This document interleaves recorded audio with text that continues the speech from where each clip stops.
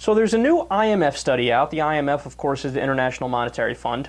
And between directly lowered prices, tax breaks, and the failure to properly price carbon, the world subsidized fossil fuels by over $1.9 trillion in just the year 2011. It's a fascinating new study, and that's a tremendous number. I had no idea it was that high. That's such a large subsidy for the fossil fuel industry.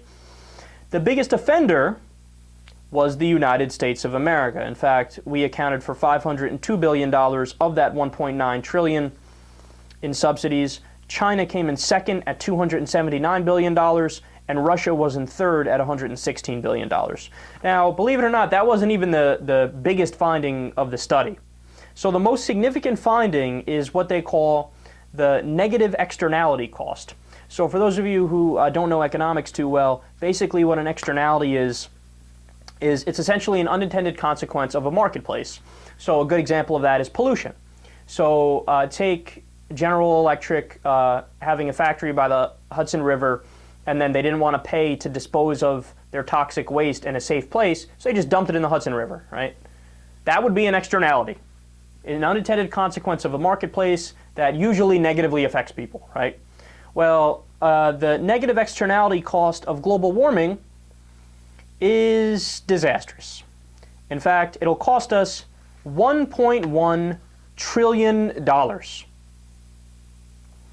So, do you understand the implications of this?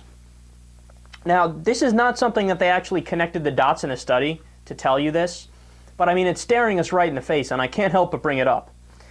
Basically, what this means is that even if we theoretically decided to invest $1 trillion in renewable energy resources to try to wean us off of fossil fuels and get an energy source for the future, we would still save money in the long run, because the consequences of doing nothing and staying on fossil fuels would cost us over $1 trillion. I mean, think about that, man.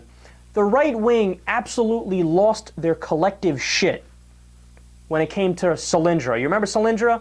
An alternative energy company that got some grants from the government, and then the company went bankrupt and it didn't work out. So the Republicans were screaming nepotism and cronyism, and how dare you give the taxpayer money and waste it like that, right?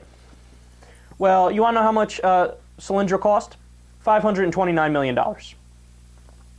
That's a fraction of a percentage of the federal budget annually.